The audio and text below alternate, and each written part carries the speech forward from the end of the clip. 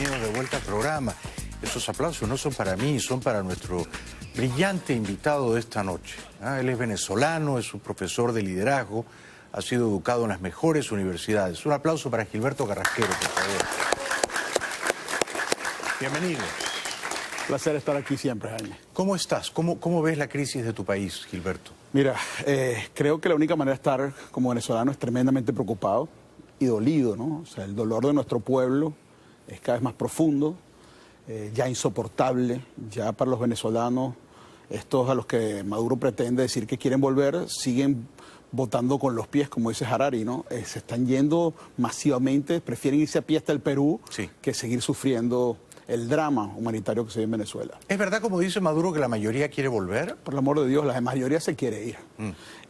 La situación es tan grave.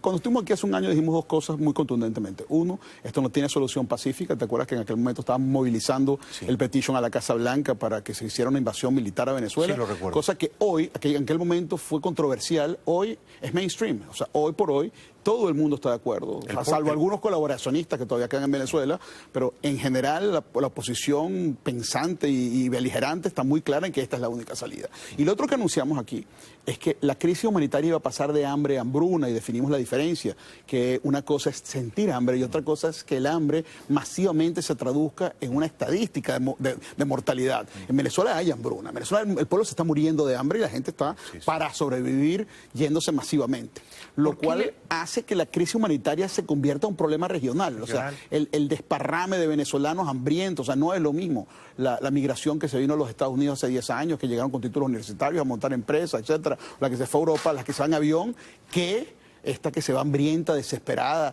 a Cúcuta, a la frontera, a Brasil, han tenido que movilizar tropas. Esto es un problema serio para la región. Es otro tipo de venezolano el que se va ahora caminando, ¿verdad? Bueno, obviamente es una persona mucho más necesitada, poco preparada, le va a ser más difícil sobrevivir y además están desesperados. Entonces hay claramente problemas de criminalidad en la frontera, están siendo, digamos, mal recibidos, rechazados, pasando mucho trabajo. Es una situación muy dolorosa, una situación realmente triste y de alguna manera pone en evidencia el fracaso dramático del modelo de Maduro. A mí me sorprendió, no sé si a ti, que Almagro de la OEA dijera en su visita a Cúcuta que no había que descartar una intervención militar en Venezuela, ¿no? Me parecieron palabras muy bien dichas. Luego él ha tratado de descafeinar lo que dijo, porque mucha gente, incluyendo el Grupo de Lima, lo criticó, y el presidente de Uruguay, Tabaré Vázquez, no solo lo vapuleó, sino que dijo que Uruguay se va a oponer a la reelección de Almagro.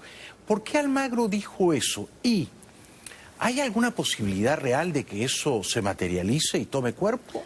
Bueno, fíjate, yo creo que cuando tú entiendes que tú estás ante una situación que realmente desborda Venezuela. O sea, tú no estás ante un problema político, tú no estás ante un problema de un dictatorzuelo latinoamericano, de un Banana Republic, tú estás ante una banda de ampones de crimen organizado, de narcotraficantes, con altísimas conexiones geopolíticas. Este no es un problema venezolano. O sea, aquí el gran mensaje que hay que dar es que este es un problema que desbordó Venezuela hace mucho tiempo. Cuando tratamos en algún momento de resolver los problemas de Venezuela políticamente, fracasamos.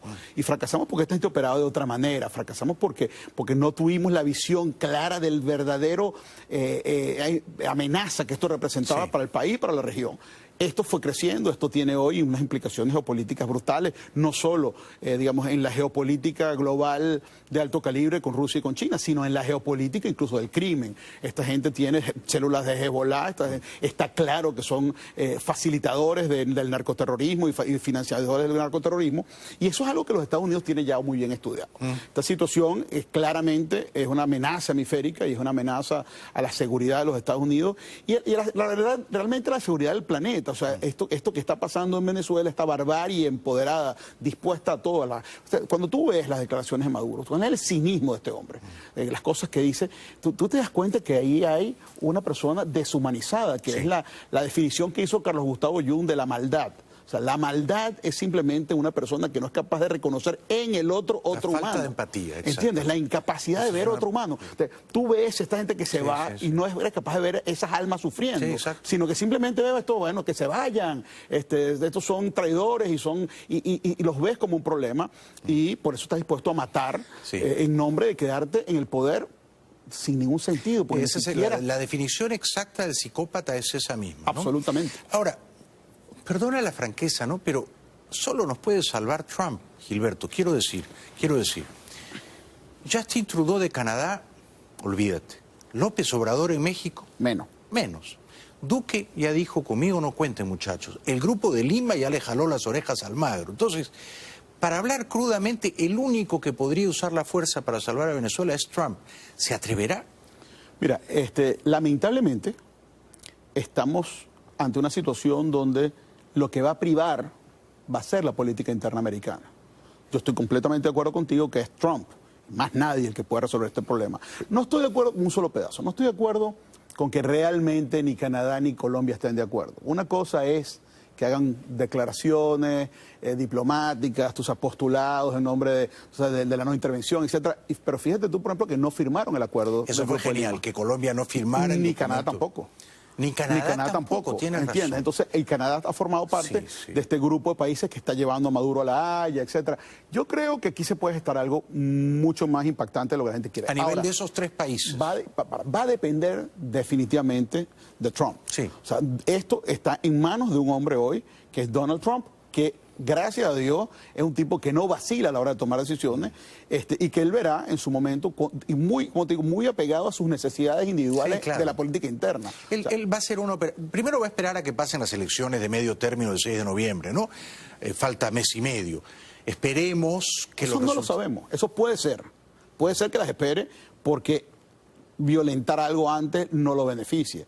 Pero si él ve que se le complican los midterms, a lo mejor su especulación es otra. Bueno, si él hace fríamente un cálculo costo-beneficio de intervenir militarmente en Venezuela, ¿cuál sería el beneficio? ¿Cómo lo convencerías tú de que el beneficio supera el costo político? Bueno, en primer lugar, entender que una situación como la venezolana es realmente una amenaza a la seguridad hemisférica de los Estados Unidos. Sí.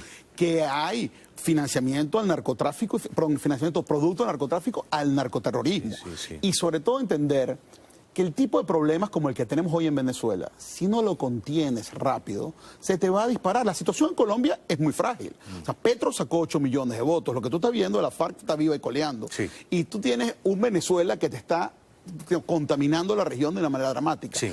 México se acaba de más o menos de voltear. López Obrador está en un país donde hay una política no intervencionista, que es la política Obregón, y el tipo va a ser discreto por ahora, pero perdimos el apoyo que teníamos. O sea, la región se empieza a voltear para mal. Entonces, yo creo que si esto no lo erradican rápido, se les puede ir de las manos. A un estadounidense promedio que vive en una zona rural, que es blanco, pobremente instruido, que ha votado por Trump, que sigue siendo partidario de Trump, ¿le gusta la idea de que Estados Unidos sea el sheriff que de vez en cuando desenfunda la pistola y pone orden en el barrio? ¿Sabes qué? Les encanta. Yo digo lo mismo. Les encanta. Yo digo lo mismo. Les encanta porque creen además que...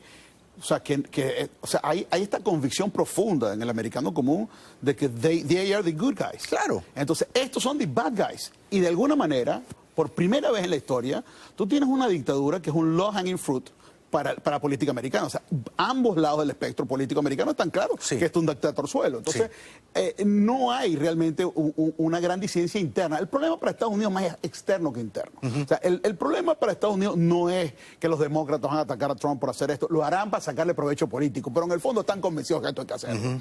¿Entiendes? Y hay informes, digamos, de inteligencia que te dejan cero lugar a dudas de la amenaza que representa el gobierno de Maduro y las bandas armadas que tienen allí y las bandas de narcotraficantes encabezadas por Diosdado Cabello, como lo llamaba Diego el otro día aquí en tu programa El Chapo Cabello. Ahora, déjame decirte algo.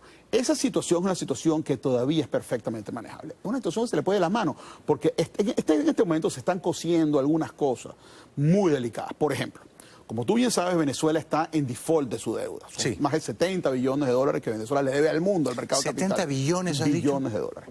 Entonces, y eso es nada más bonos. Eso no te estoy contando la deuda con Rusia, ni la deuda con China, ni las deudas con multilaterales. Te estoy hablando de bonos de la deuda pública venezolana transados en el mercado de capitales. La mayor parte de esos tenedores de bonos están aquí. Sí, la mayor parte de esos tenedores ahora son los grandes fondos norteamericanos, sí, por eso. y son grandes dolientes de la situación. Exacto. Pero ahora fíjate lo siguiente, hay gente apostando a lo contrario, hay gente apostando a que en vez de que se arreglen las cosas en Venezuela, y que se pueda recuperar la economía, y que se pueda eventualmente renegociar esta deuda, y que se pueda eventualmente pagar para que Venezuela vuelva a tener acceso al mercado de capitales, a lo que están jugando es a usar esto para consolidar la revolución. Entonces, están haciendo están tratando una estrategia de operaciones para usar el tema de la deuda para montar un gran programa de conversión de deuda en capital y tratar de que los rusos y los chinos terminen comprándose todas las empresas venezolanas, lo cual haría mucho más difícil resolver el problema en Venezuela. El problema es cada vez más difícil. Mira, yo he comparado el tema del chavismo a un cáncer. O sea, a ti te da cáncer en un sitio del cuerpo contenido, tú lo puedes extirpar fácilmente y el resto del sistema está bien. O sea, tú gozas buena salud en el resto del sistema. En la medida en que tú has dejado este cáncer allí por casi 20 años, tú tienes un cáncer metastásico. O sea, la Venezuela de hoy es una Venezuela enferma, destruida, depauperada en su sector productivo, en su moral, en su tejido social. El tejido social venezolano se ha envilecido. Y es muy difícil recuperar, pero todavía, si tú ves el cáncer como un cáncer venezolano, ya hizo metástasis. Pero el cáncer en la América Latina está todavía contenido en Venezuela. Tú lo puedes extirpar allí y tú como jefe de la geopolítica de la región tienes que entender que es necesario contener ese cáncer allí. Si tú no lo contienes, cuando se te una Colombia, cuando se te pase para Brasil, se te puede hacer esto un problema realmente inmanejable. Claro, entiendo. Inmanejable. La metáfora es muy elocuente, ¿no? Ahora, antes de ir a la publicidad, yo creo que efectivamente es un cáncer que ha hecho metástasis, pero creo que no es un tumor, son 18 o 20 tumores. Maduro es un tumor, Cabello es un tumor y otros tantos. Pero extirpados esos cabecillas del régimen, creo, Gilberto, que se acabe la dictadura, ¿no? Bueno, a ver, yo he dicho que aquí hay 3 grandes momentos históricos por venir. Estamos viviendo un momento que es esta lucha, que en el mejor de los escenarios terminará con la caída del régimen. Esto es una guerra de poder, esto es una guerra más, so pena de sonar tonto y ridículo. Yo creo que es una guerra del bien contra el mal. O sea, yo creo que estos son gente malévola, ¿entiendes? Y creo que esto es una guerra donde la gente de bien tiene que triunfar algún día. Tengo la esperanza que así sea, porque si no va a ser un drama que sin duda va a ser peor para el planeta. O sea, este problema no es venezolano, es un problema que se puede dar en muchas partes iguales, ¿entiendes? Porque este es el empoderamiento de la barbarie y el uso de las instituciones del derecho público como la libre autodeterminación de los pueblos para la protección de bandas criminales globalizadas. Eso es un peligro mundial. Cuando eso pasa en Venezuela y se consolide, van a haber otros inspirados en el mundo para hacer lo mismo. Entonces esto hay que extirparlo. Ahora, fíjate tú, una cosa es salir de la dictadura, que es un reto importante y cuesta arriba y doloroso, y como lo he dicho siempre, no va a ser ni fácil ni sin dolor. Va a ser un parto con dolor y va a ser difícil y va a ser cuesta arriba y necesitamos ayuda. Los venezolanos tenemos que tener la humildad de entender que el problema se nos fue de las manos y que hay que solicitar ayuda a quien sí pueda resolver el problema, que es Donald Trump. A los Estados Unidos, cada venezolano importante, con dinero, con lo que pueda tener de influencia, tiene que estar haciendo lobby en Washington para lograr que los Estados Unidos se aboque al problema. Después tienes un segundo reto, que es estabilizar el país, la transición. La transición es un reto distinto a tumbar el gobierno, porque tú puedes tumbar el gobierno y vas a entrar en una volatilidad política tremenda, que no necesariamente pasas de este caos, de esta locura en que hemos estado, a un nuevo equilibrio donde empieza a crecer, sino que tú puedes tener la caída de este régimen y puedes tener un contragolpe 2 días después y puedes tener una volatilidad política tremenda. Contener los niveles de caos, y eso está estudiado, a mayor nivel de caos un sistema, más es la autoritas que tú requieres para contener la locura y contener el caos. Entonces, tú vas a tener una transición que yo creo que debe ser larga, que yo creo que debe ser férrea, que debe estar en manos de un grupo de gente, no de una persona. Creo que tiene que ser una junta que pueda representar al país. Creo que tiene que haber militares, tiene que haber gente que en algún momento fue afecta al régimen anterior y que hoy viene entendiendo que la necesidad de acabar con esto, porque tú tienes que darle representatividad a todo el país y tienes que tener credibilidad para hacer una medida muy dura. Y eventualmente habrá el regreso a la democracia, que va a requerir en aquel momento lo que yo llamaba un líder cuasi iluminado, porque tú vas a necesitar un tipo que todavía mantenga la mano dura, pero también que evoque la esperanza en el pueblo, que devuelva la posibilidad de reconciliación a Venezuela, que devuelva la alegría, que evoque en el pueblo una esperanza de un país mejor realmente, donde volvamos a los venezolanos a lo que fuimos siempre, que éramos un pueblo alegre. ¿Existe ese líder? Yo creo que los líderes Ahora mismo aparecen, existe. yo creo que los líderes aparecen en su momento. Yo creo que, es más, yo te voy a decir algo, siempre lo he dicho, si ese líder existe y estuviera apareciendo hoy, sería muy tonto. O sea, yo creo que ese líder tiene que resguardarse hasta el momento en que sea necesario. Yo creo que ese líder debe estar pensando lo que tiene que hacer, tejiendo sus alianzas, tejiendo los proyectos, pensando el país, y en su momento era alguno quizá de los que han estado puede convertirse en aquello. Yo no los veo, para serte muy franco. Publicidad y regresamos con Gilberto Carrasquero en 2 minutos. No se vayan, ya volvemos. Bienvenidos de vuelta al programa. Nos visita Gilberto Carrasquero, que se educó en Stanford, en Harvard. Se nota, ¿no? Que nunca fue chavista y que vive en el mundo, ¿no? Vive en Madrid, en Nueva York, a veces pasa por aquí en Miami, y decidió perder un par de horas de su tiempo visitándonos. Gracias por eso. Gracias. De ninguna manera, al revés. Para mí es un privilegio estar aquí. Siempre te lo digo. El día que nosotros tomemos el gobierno de Venezuela, te vamos a hacer venezolano y tendremos una plaza en Caracas. Muchas gracias. Tú has colaborado con esto. Somos muy pocos venezolanos. No se moleste. Gracias, es mi deber. Lo has hecho además con una inteligencia y una entereza moral que quisiera yo para muchos líderes de la oposición venezolana. Eres muy generoso, eres muy generoso. Muchas gracias. Pregunto, porque la otra noche decía, pero ¿dónde están los venezolanos ricos que están sentados sobre billones de dólares? ¿Por qué no aparecen, por qué no auxilian, socorren a los refugiados venezolanos famélicos, desnutridos, que van caminando por toda la América? ¿Dónde están, Gilberto? Después de esa pregunta que tú hiciste, en el contexto que le hiciste, ese tema se planteó incluso en una cena que tuvimos, estaban varios empresarios importantes. Pues se lo pregunté a Diego Arria, que es tu amigo. Y Diego lo puso, y Diego estaba ahí, Diego puso el tema en la mesa y dijo, bueno, fíjate lo que dijo Jaime, y tiene razón, y y bueno, tengo que primero hacer la aclaratoria que obviamente hay honrosas excepciones a lo que voy a decir.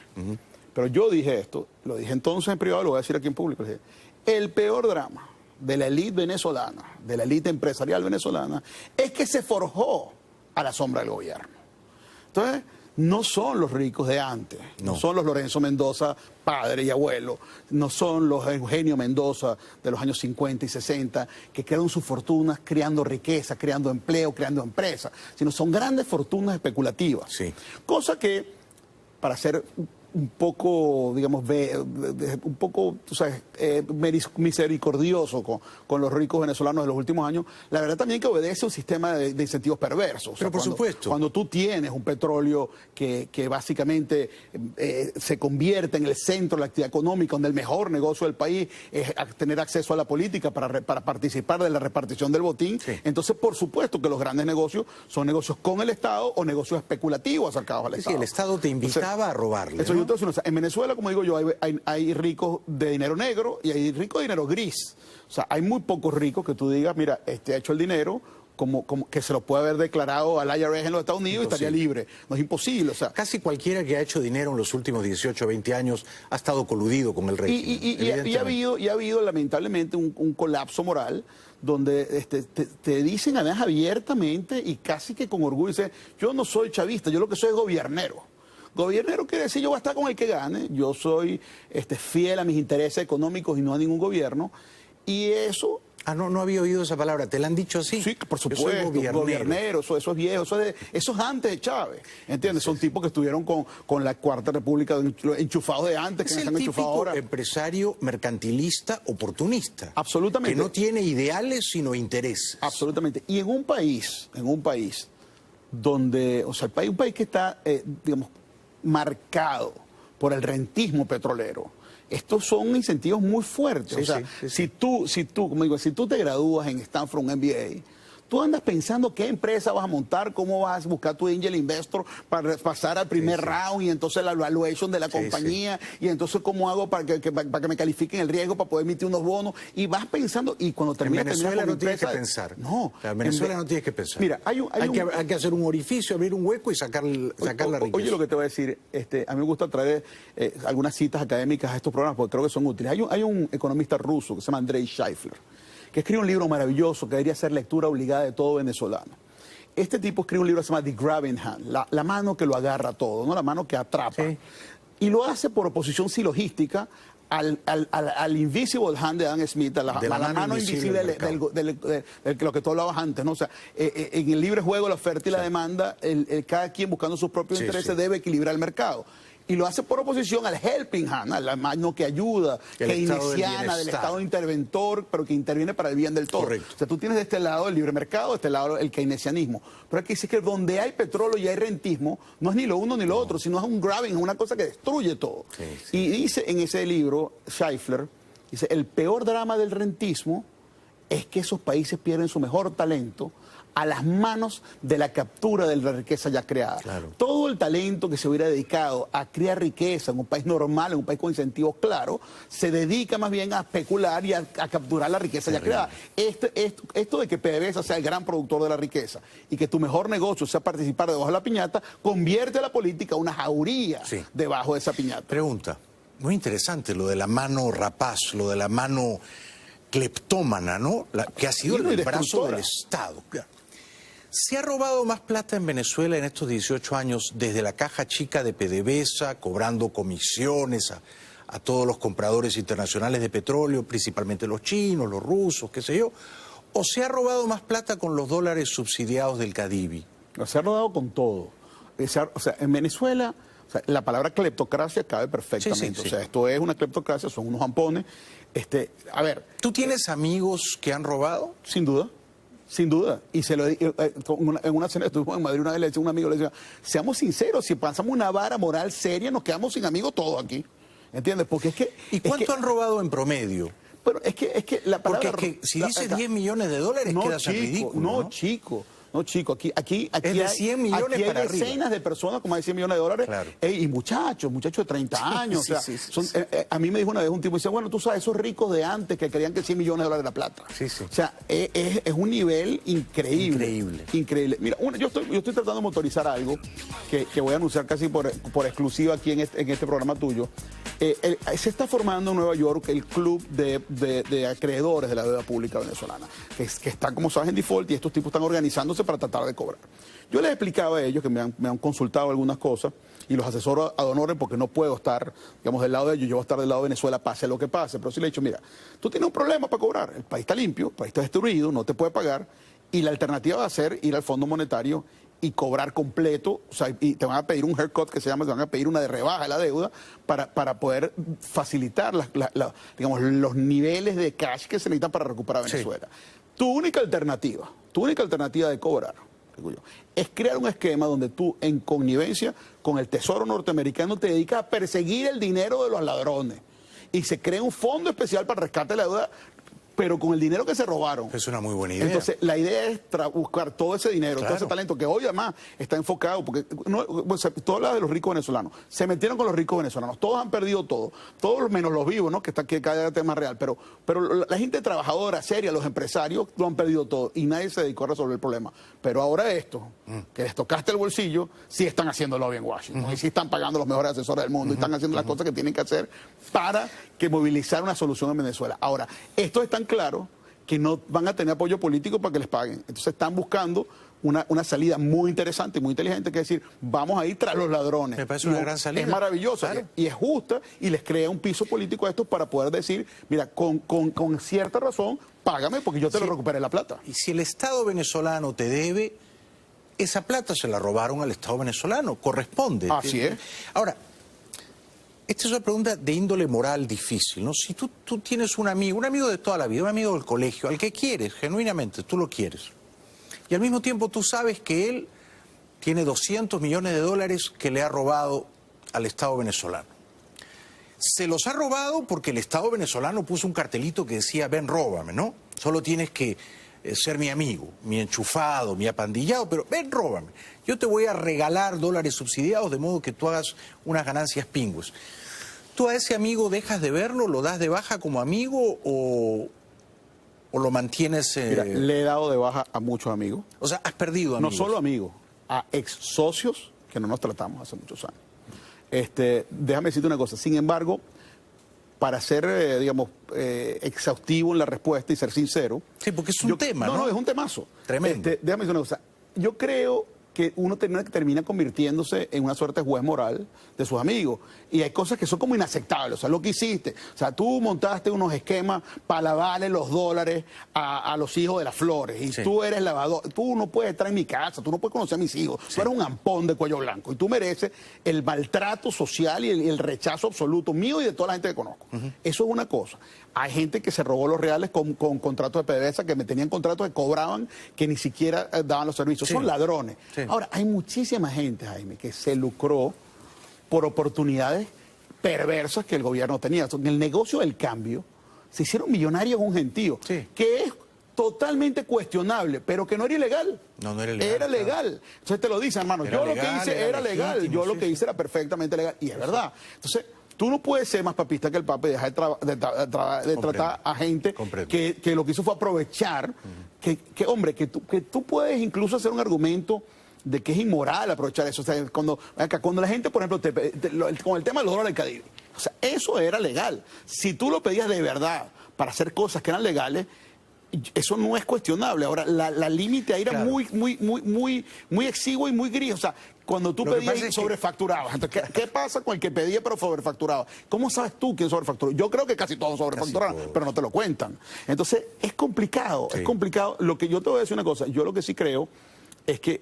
hay incluso, hay como un momento de corte en Venezuela donde hay mucha gente que estuvo con el gobierno, incluso parte del gobierno, que hicieron negocio con ellos. Pero en aquel momento no, eran ladrones, eran gente que participó de esa piñata, que participó del desastre, que podemos criticar, pero no eran cómplices de genocidio.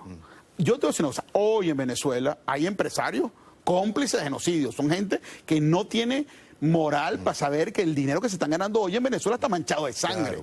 ¿Entiendes? Están matando, están asesinando a un pueblo, ¿entiendes? Y esta gente está más pendiente de comprarse una empresa, ¿entiendes? Subsidiado al gobierno. El gobierno está ahora en un plan de adjudicación de empresas. Todas estas empresas que nacionalizaron y quebraron, están ahora adjudicándose a los empresarios para que estos empresarios las trabajen y les saquen dividendos. Entonces, eso es de una inmoralidad crasa.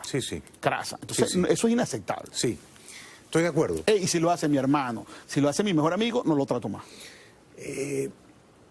¿Cuáles son las grandes fortunas ahora mismo en Venezuela, Gilberto? Porque tú conoces el movimiento promiscuo del dinero. Antes eran otras, hace 20 años, ¿no?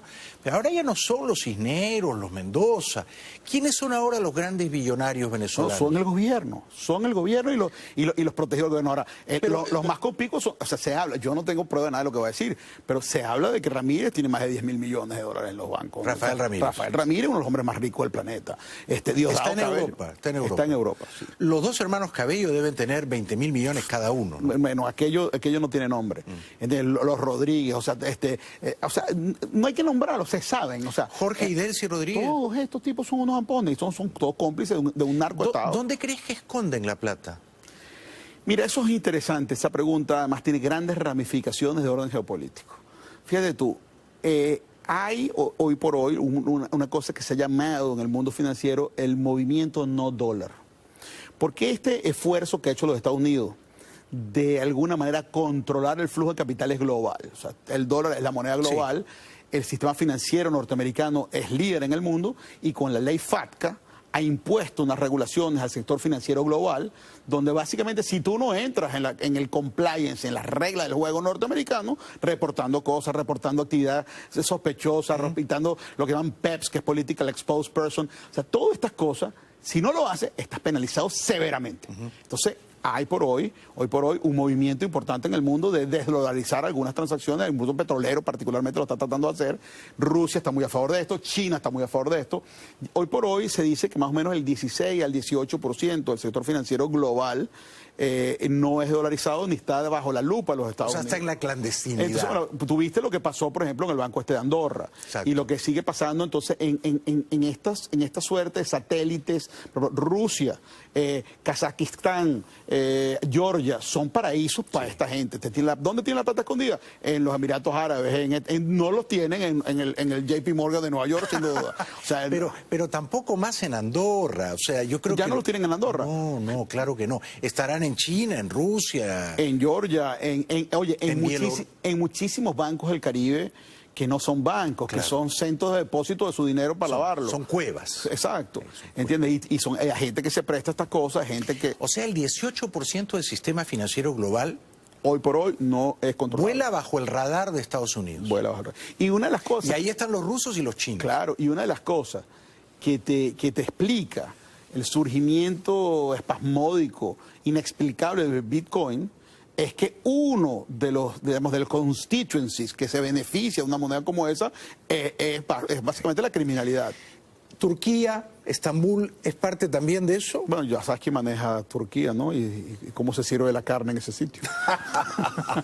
Por algo habrá parado Maduro ahí también, ¿no? Sí, no sí. solo a comer carne de Además, cordero. ahí se inspira con las cosas de Turquía. Siempre es un gran placer escucharte porque estás informadísimo, eres un avión. Yo necesito tener amigos como tú para salir de la pobreza. Eso no estoy seguro. Necesito salir de la pobreza contigo. Gilberto Carrasquero, gran venezolano. Un aplauso para él, por favor. Gracias. Vuelve pronto. Oye, sí quisiera cerrar con una palabra de esperanza.